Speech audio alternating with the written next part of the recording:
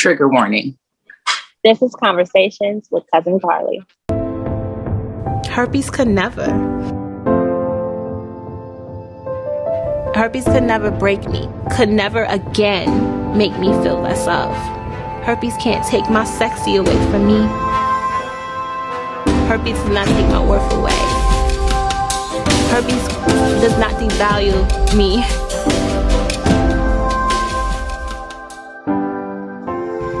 Herpes can never. Rich Rising, cousin, how are you? Rich Rising. I'm doing well. How are you doing? I'm doing well. I'm at Starbucks today. Yes. So I come out here in the open, get out the house. It is Florida, mine as well. It's beautiful. I wanted to talk about triggers today. A lot of people been commenting on my TikTok post and was like, I love how you just clap back so gracefully because I don't have it in me. I would have snapped. I would have let him have it. You know, just comments like that. And I'm like, I don't purposely go out my way to clap back gracefully. I'm truly unbothered, which makes me want to talk about triggers because the only time in my life when the herpes jokes would trigger me is when I felt they was true. But now that I've fully accepted myself, I kind of just I see it as a bunch of miserable people. Like, you're miserable, you're sad, you wake up in the morning, you choose negativity, you choose to spread negativity. It just says more about the person than it does me. And I put a lot of pride in protecting my peace lately, to the point I feel like people don't deserve reactions out of me. And when I do react, when I'm triggered, I kind of am hard on myself. Like, damn, Shay, you reacted. Why? Yeah. You know that person has nothing to do with the reason why you're triggered. You should have self-reflect. I start to feel bad whenever I do react or explode or become my emotion. I would love to know your thoughts on triggers. How are you with triggers? Like, what triggers you? When was the last time you were triggered that you reacted instead of self-reflect? The last time I was triggered and reacted, I got to think about this because, like you said, it's usually the reasons that you're triggered or when you get triggered, it's usually something that you're not technically healed from, or you might be still sitting on certain emotions when it comes to or your relationship with that thing. So because a trigger could be something someone says, an action someone does, a word someone uses, a predicament someone puts you in, you know what I mean? That type of thing. So for me, I'm trying to think of like the last thing that really was like, I think the last time I was triggered, it was subtle. Okay. So I can't remember exactly what it was. I'm sure if I take some time to think a little bit more, I'll probably remember it. But the last time it was, I know that it was subtle. Because in these last few weeks, I've been reflecting more, which is how I know there was something. I can't remember exactly what it was, but I know there was something that clued me in, like, Carlie, this is something that you still need to work on. Yeah. So I can't remember exactly what it was. But let me just try to think. Like, so for instance. By the way, you look very pretty. I love that color on you. Oh, thank you. Thank you. Yeah, the mint, I don't know. It's just so fresh feeling. Yeah, so fresh feeling. I think one of a big trigger of mine is in like relationships with men.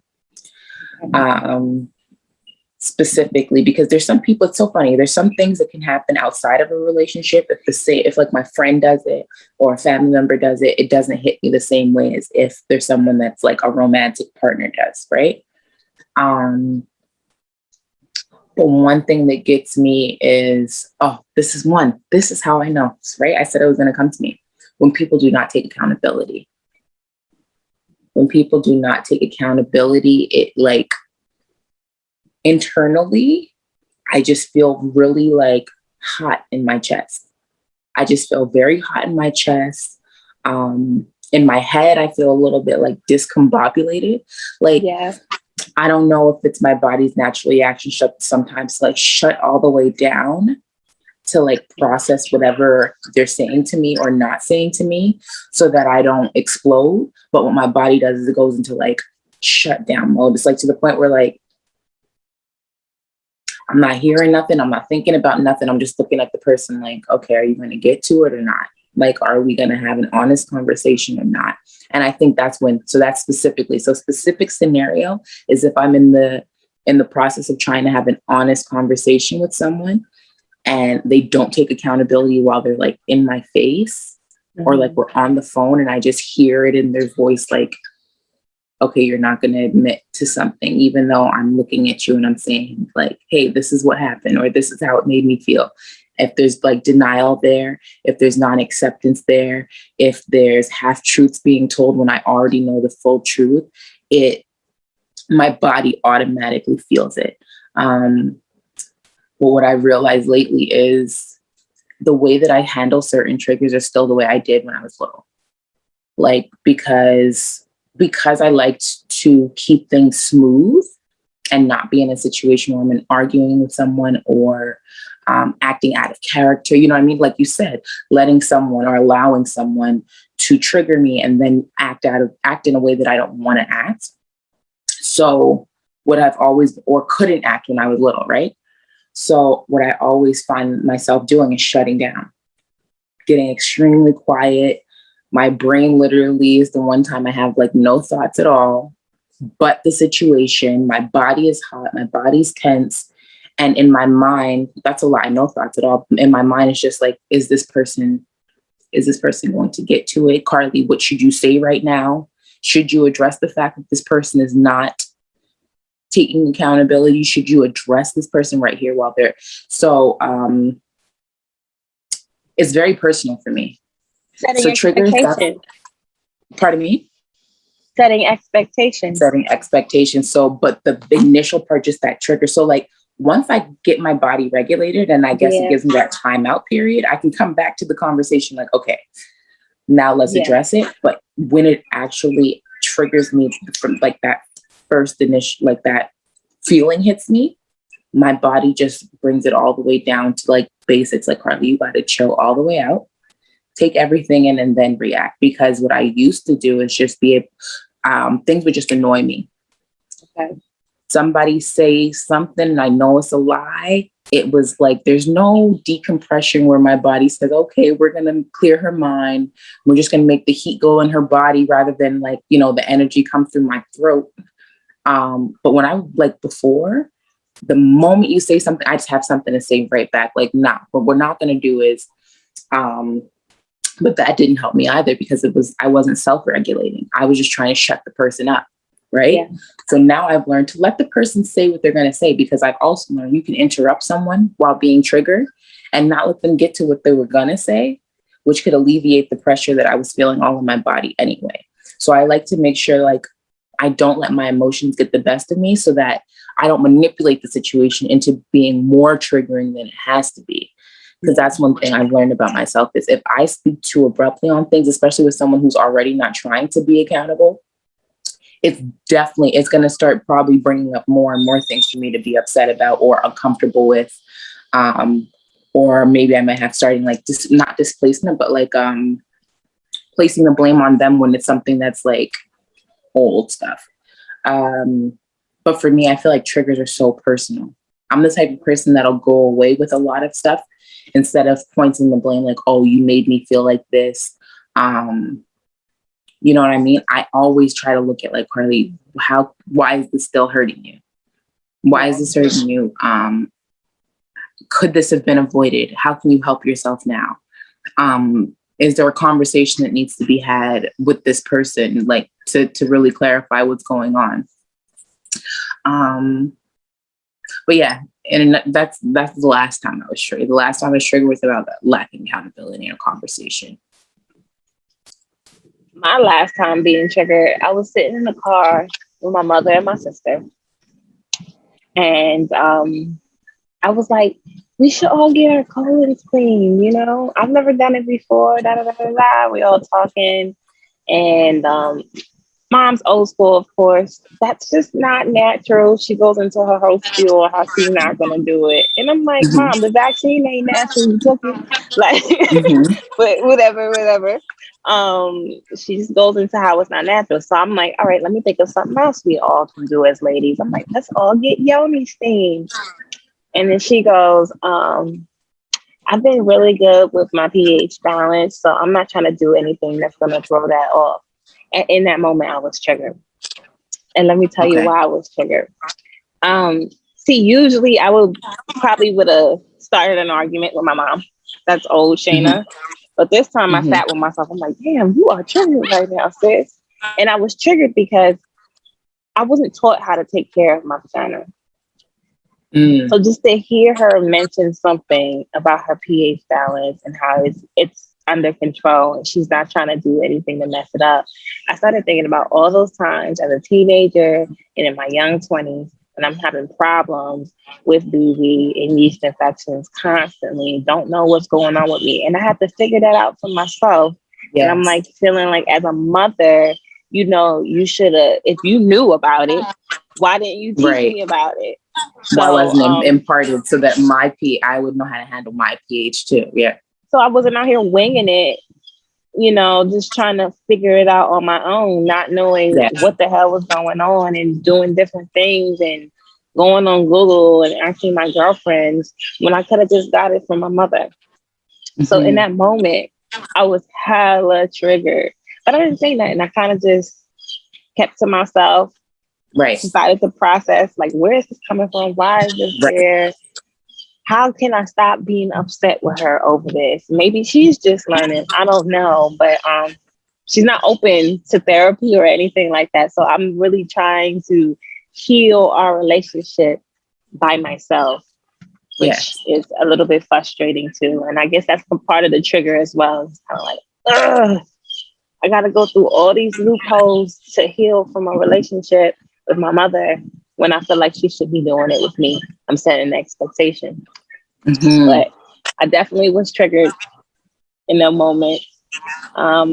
Something I know right now for sure, now that Chanel's going to school and he's interacting with other people's children, I'm getting triggered by other people's kids Mm. and how they raise their children. These kids don't know how to keep their hands to themselves. We was doing Cub Scouts yesterday and I seen a little girl slap another little girl in the butt. And I'm like, what is going on? What are y'all teaching these babies? Right. I'm getting triggered by other people's parenting. I don't know how Yes. to process that though. Right. I don't know how to work through that. I don't know how to stop being triggered. Again, that's me setting expectations. I got to figure out why I set expectations for other people. Um, the work is And never I think ending. sometimes in what you just said, I understand that. And a lot of the things that, unless it's someone who we're in a close relationship with, and like you just said, even then, even if it's someone like our own mom, they're not necessarily going to be taking all the steps to go through that journey with us. So now to be triggered by strangers too, that's even something else. Cause like, where do you state boundaries with strangers? You know what I mean? Where do you set boundaries with strangers? Where do you set expectations with someone who doesn't even know your name? It's about, like you said, really looking into why is this a trigger for me? Why is this a trigger for me? And then kind of sometimes I think setting up a game plan for what you do in certain situations.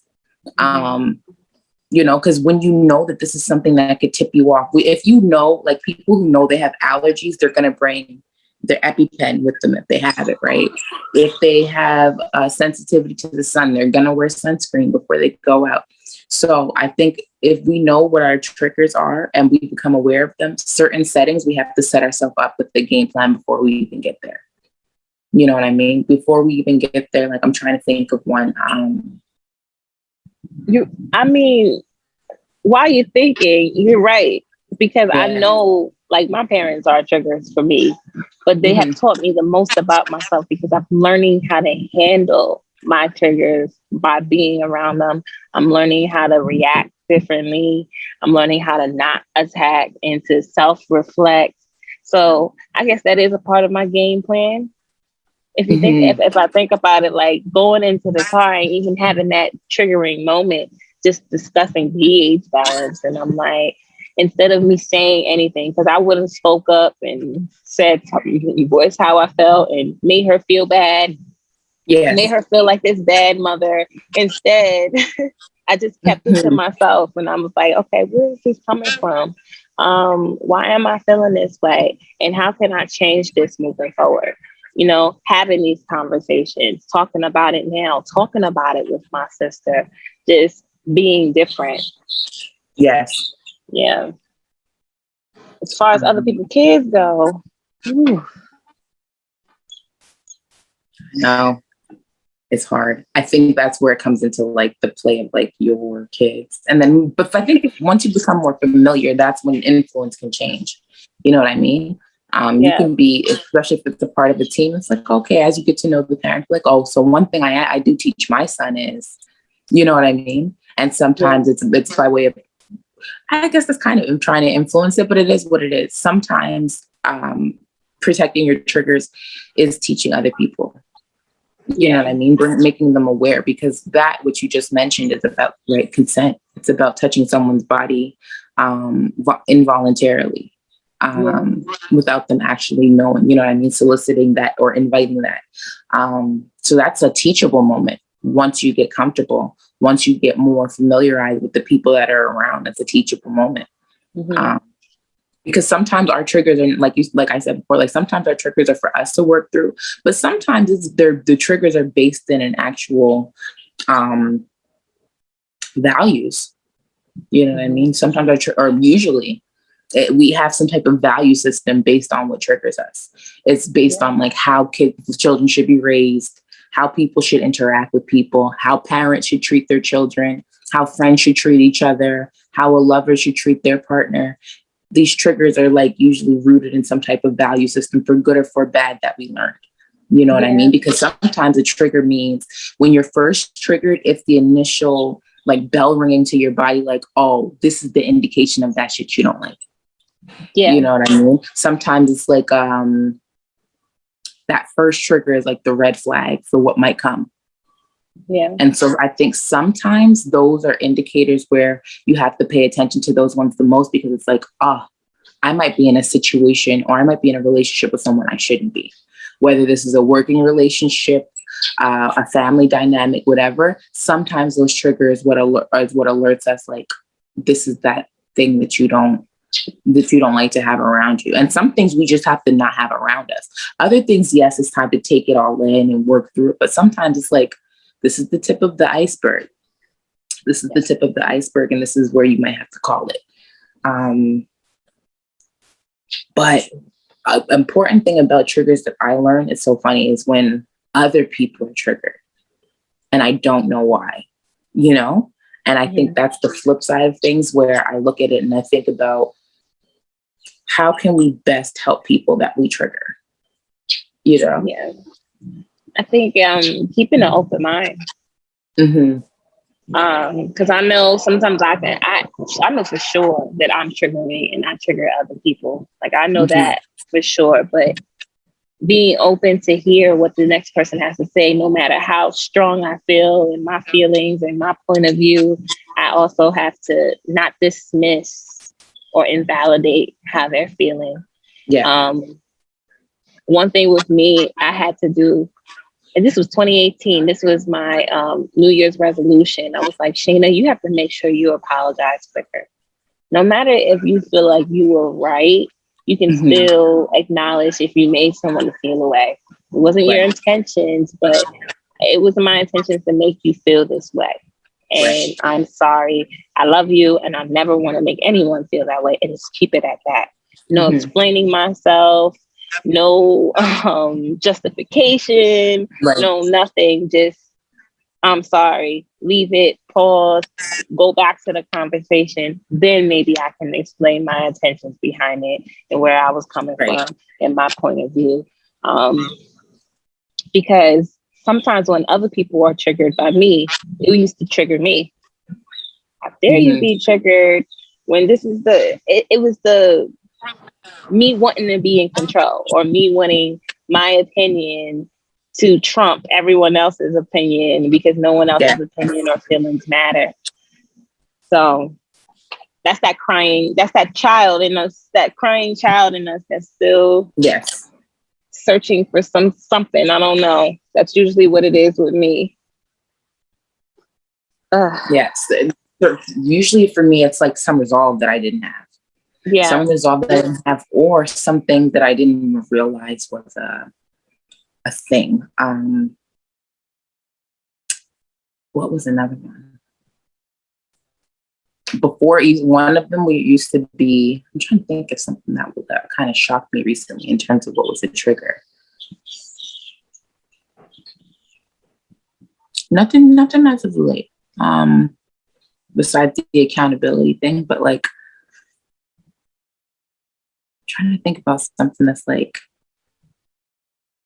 that surprised me recently about like what type of things trigger me or how I react.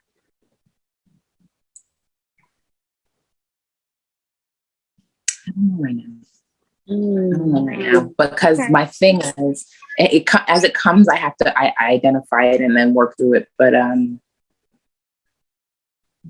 tell you what I did last night for Cub Scouts. You said a teachable moment. It was a teachable moment for my son. I told him, you see what she just said? You know, I had to break it down to him why it's inappropriate. He should never do that. And he should never let no one touch him. We always have this conversation though. Don't let anyone touch you in your butt, in private area, anywhere. So people have to ask for permission to touch you. We have to ask for permission to touch you. I have to ask for permission to touch him. I'm bathing him every day. I put lotion on his body because he has eczema. He's like, Mama, you have permission to touch my butt. And I need to hear that from him. I need to know that it is okay. I want him to know that even his mama has to ask him. Yes. So, it was a moment for me to reinforce that, because I was like, you don't even know this kid. She just met. Sorry, I was just so judgy in that moment. Stuff, it wasn't even my kids. I wasn't even the one to get touched. Right. But yeah, I do know a trigger for me. Okay. I do know a trigger for me. There's something that grinds me up. It could be a stranger. It could be someone that's in my face. Signs of ignorance or neglect to a child is very triggering to me. Very triggering. Like even just walking down the street, if I see a parent get across the street before their child does, if I see a child that gets the chance to walk too far ahead of their parent on the street, if I see a child acting up or showing signs that something's wrong and the parent doesn't give them the full attention to figure out like what's happening, it gets me so infuriated. And I'm just like, Carlie, it's not your kid. It's not your kid. It's not your life. You don't know this person. But it gets me. It gets me. And sometimes I have to just talk myself down. Like, Carlie, the kid got to cross the street just fine. They probably do this all the time. Maybe they're used to doing this. Maybe this is their normal route. Maybe she's trying to teach her kid how to safely cross the street on their own, even though I think it's a certain age for that. Maybe this person's just not equipped to deal with certain emotions that their child's been displaying, you know? And so sometimes I have to talk myself out of it to actually like, maybe I think add some rationalization to it, because that's another thing. The thing about being triggered sometimes is all rationale sometimes goes out the window, and your feeling on it is your feeling on it. All of the other opinions that could be justifying it go out the window when you're triggered by something. There could be a perfectly decent right. There could be a perfectly explainable reason why this just took place, but my trigger is not going to allow me to see it. And so what I have to do is, like, that's like what I said, I always have to take a pause. My body always, thankfully, allows me to calm down for a second. Just calm. Even if I have to like say a curse word out my mouth, my body's going to cool down for me so that my brain can actually start to function again, to start where my logic can actually come back into play, because I'm a fairly logical person. I will literally try to look at all sides of things. There's a lot of times I don't even end up staying mad at people because I've done really figured out or trying my best, mapped out why I felt the way, mapped out why that person would say what they said, and then it all comes together and it makes sense. Like, no, Carlie, they didn't mean to disrespect you when they said that. This is where they were coming from. And so I have to do that whole thing. But in those moments, I have to calm down so I can actually bring some logic to the situation. Because some things, yes, they're triggering, but it's like, Carlie, that's some old stuff that you got. You know what I mean? Where you feel like maybe I could have been paid attention to more. You know what I mean? Or realizing something happened to me, but nobody paid attention or nobody asked enough questions afterwards. Those type of things is like, that's my reality, but that's my reality, but that doesn't mean that's what's happening to this kid in the moment. You know what I mean? This kid is not necessarily going to live my life because their parent didn't catch them say that one thing today. You know, that kid probably just don't listen to their mom. Right. Or I want to see the urgency. I want to see the urgency with the parent all the time. I want to see the urgency. I want to see your care for your child on full display all the time. I want to see the love and respect for your child on full display all the time. And if I don't see it, then the part of me is like, no, I don't like how she just did that, because she could have gave her daughter a hug just now. Like, Carlie, mind your business. Like, it's not necessarily like, this is not all of a sudden like a horrible home because you didn't see in that moment her console her child the way that you would have wanted to be consoled as a child. You know what I mean? So I think that's the big part of triggers that I realize is the rationalization. So I can make some type of sense of it for that. But like I said, teachable moment in certain situations, especially if I'm familiar, or sometimes I'm not. Like one time I told this lady, like, I just want to let you know, this is a very busy street. I don't know if this is your normal route or not. Even though it's a child crossing zone, there's people who speed past the street all the time. I saw that your daughter was walking behind you, and I know she got across safely, but just letting you know for next time, people speed down the street all the time. Sometimes if it's for me, if it's a genuine fear and I've actually seen, like, I'm going to say something. And that's the way I kind of resolve that in my spirit sometimes, is that, Carlie, if you don't say something now about something that could affect a child's actual like safety, if you don't say something now, something can happen a couple days from now, a couple weeks from now. And sometimes, like, you know, you need to put people on notice to say, hey, I don't know if you thought that everything was sweet around here, but this is not the place to do it. There's cars that come speeding through. Yeah, it might be this time of day, but you might think that you could do the same thing at 2:00 in the afternoon. And your child's not going to be as safe at 2:00 in the afternoon as they are at 8 a.m. But I do it with respect, genuine concern, and literally just to give a little bit of information and context. Because another thing I realized for me is I'll walk with that all day.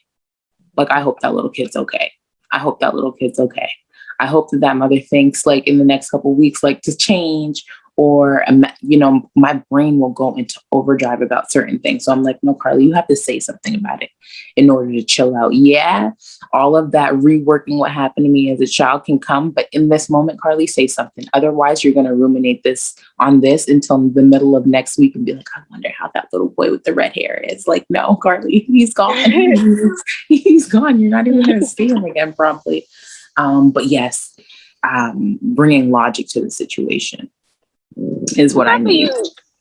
I'm happy you mentioned that, because I get it from the other. I'm gonna get you from the other side. Mm-hmm. As a parent, my son has bad eczema. Mm-hmm. He's always had bad eczema. He's had bad eczema since out the womb, and we've found something that works, but it's not 100%.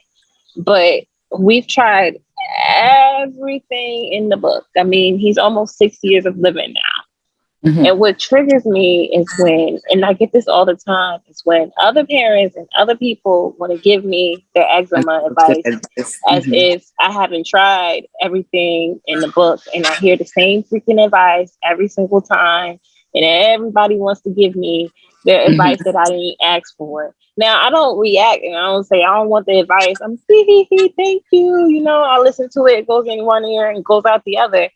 But it bothers me. It's like, which I think I ain't tried everything out in the book. Like, I've been dealing with this eczema ass baby. Sorry, baby, if you listen to this for like 6 years now. Like, I've been doing everything. I've tried everything. I've taken everyone's advice.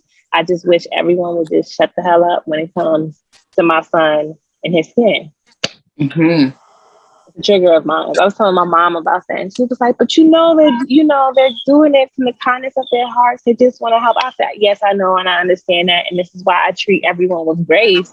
But it still doesn't change the fact that it bothers me." And it's the assumptions that come with it. That's another thing I wanted to say too, is when I feel like, or I'm made aware that I've triggered someone, curiosity is a good way to come in, especially if I'm really trying to understand. I'm not going to go in trying to defend myself. I'm going to ask questions.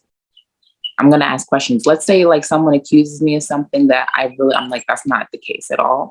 I'm not automatically just going to be like, wow, you really thought that about me? It's going to be more about, what made you think that? What did I do? What did I do that made you think that? What was it? Was it something that I said specifically? Because for me, I'm going to need to know exactly what I did to poke you in a way where you're hurt, offended, upset, disappointed, so that I can try to make an effort to not do it again. I need to know. I'm not going to automatically be like, because sometimes like I said, triggers are very personal. And so you might have somebody who's triggered by something that look like, no, you're not. I know you're not acting like this right now. I know you're not acting like this right now. But you have to realize that's not your place to say how rational their thinking is. It's not your place to say how logical their reasoning was. It's for you to come in and be like, okay, I understand there's something that I did that you didn't like. I also have to be realistic in my mind and think that I might not be the first person who has done this to this person. And that's the reality of it. So I'm not going to automatically come in like, you shouldn't be upset because it wasn't me, because I understand how I can get frustrated by something that someone does when they're not the first person to do it. Yeah. And I know how I can take previous situations and put it all on that one person because they're the latest person to do the same thing to me. So how can I not be that person for someone else? I might be the fucking fifth person that disrespected this person in the same way. So now they're flipping out on me. And I'm thinking, well, all I said was, no, you're the fourth person today. You're the fourth person now. Be quiet. I need people to back up off me. I'm sorry. I didn't realize I was on you. If I would have known 3 people had already said this to you, I wouldn't have. But this is where curiosity comes in. Being willing to ask questions when you've triggered someone. Being willing to, like I said, just be curious and really be open. Not inquisitive, not probing to try to get to the bottom of it, but true curiosity to get to know the person that you're in this relationship with. Because that's something new to know. You know what I mean? Sometimes it's not good to just know, oh, what type of instrument do you play? What are your triggers? What are your triggers? Because I'm curious to know that too, because that'll help me in the relationship that we're building or that we're not going to build. Because then that'll also help you gauge how familiar they are with handling their triggers. Sometimes people don't even realize that they're upset with you and it's a trigger for them. And I think that's where the curiosity comes in, because not everybody can understand all of their outbursts. Not everyone's self-reflective, not everyone's introspective, and they'll do something and swear up and down it was only about what you did. But it was like, I know this is not just about me. But if I allow curiosity to come into this conversation, I'll be able to take my ownership of it. I'll be able to understand you a little bit better. Sometimes that person doesn't even know that it's not all about you. Right. Some people, if you're not self-aware, some people don't even know that their triggers could be something else. It could be because of something else. They're just so focused on the fact that they're triggered and reacting, and they don't want to self-reflect. It's hard to self-reflect. It's hard to take accountability. That's stuff people don't want to do. It's easy. It's a tool. It's a tool and it's a skill you got to learn and practice. Yes. Mm-hmm. It's easy and it feels comfortable to point the finger. Right. It used to be easy for me. It used to be comfortable feeling for me. I had to get uncomfortable. I had to be like, all right, it's nobody else's fault. No one can make me feel away. No one has control of how I react and how I feel. Point blank, period. And that was a game changer for me, but also a hard pill to swallow, especially when it comes to my little mommy issues that I got, because it's a lot of me doing the work saying, my mother's her own person. Her life purpose is not to be my mother. Like it just happens along the way that she's my mom, and you know, a part, and that she had to raise me a part of that. But that's not her purpose in life. That's not her journey. That's not her path. She's on her own journey, on her own path, doing her own thing, living her own life. And I can't keep crying out and pointing fingers and blaming her for everything that's going wrong or I don't like in my own life. Yes.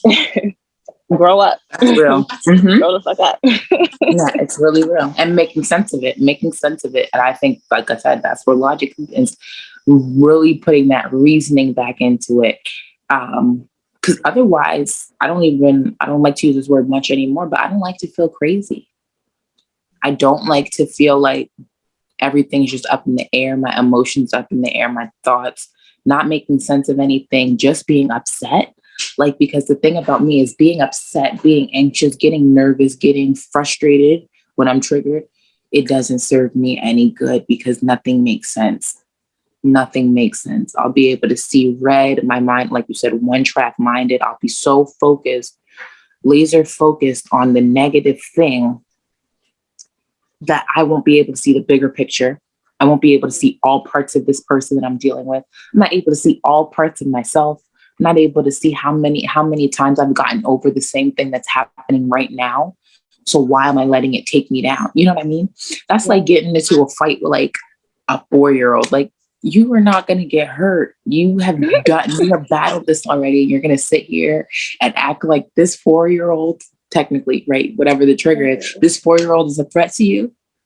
It's no longer a threat to you. If you chill out, you'll be able to see, like, when people are in like the water and they're flipping, thinking they're drowning, and someone's just telling them, like, stand up, stand up. You'll see it. And it's like, no, but and the moment you stand up, it's like, oh, damn. And I just like flapped my arms, made my heart rate go up, saw my life flash before my eyes, attracted so much attention to myself when I could have just stood up. Yeah. And I feel like that's kind of how triggers are sometimes, where they will have you all, like I said, discombobulated, irrational, illogical, all out of sorts, when you can literally just, once you get a handle on it, realize, if I stand up right now, I'll be able to gain a better assessment of the situation. I might realize that I'm safe. I'm not in danger right now. I'm not hurt right now. I'm okay. And I think that's the thing about triggers, is they'll have you thinking that you're drowning. But sometimes you really are in fucking 6 feet and can't swim, and you are drowning, you know what it is, and you need help. Yeah. But there's other times where you're flailing your arms in 3 feet water with triggers. And I love that you said that. And I would love to end on that note. I think the best part with dealing with our triggers is keeping our peace at the forefront. We're so willing to just give up our peace just to address that trigger. When if we keep our peace in the forefront, we can better sort through our triggers and handle our triggers. Save relationships with ourselves, with other people, with future people. Yeah. You know, I think, I don't have kids yet, but I think about when it's time for me to become a parent. There's certain things that I can't handle adults doing. I better get prepared, because I don't know what type of personality my child's going to have, my child's family members are going to have. You know what I mean? How my child's going to interact and play. I don't know none of that. I might have in-laws from hell, you know? Yeah. So I need to work on stuff now before like I'm responsible to help someone else manage their triggers too. Yeah, this is true. Your kids gonna learn how to manage their triggers, how their parents manage their triggers. Right. Even parents who have kids who throw tantrums, I want to ask them, do you throw tantrums?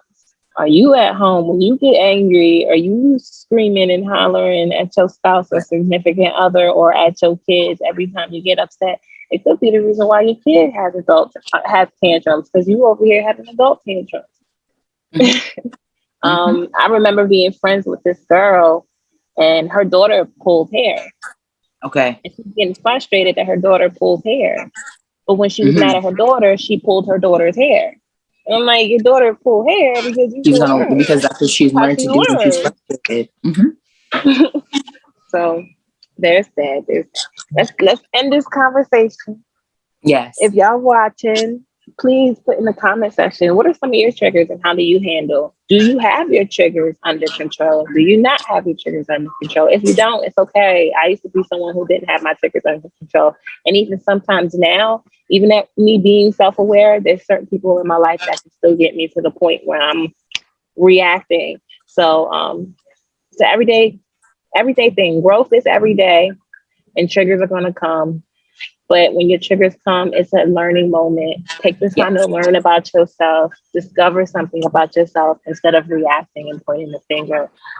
We have a healer at Herpes Carneva. She always says, when you point in the finger, you got 3 fingers pointing back at you. Focus on the 3 fingers pointing back at you. That's real.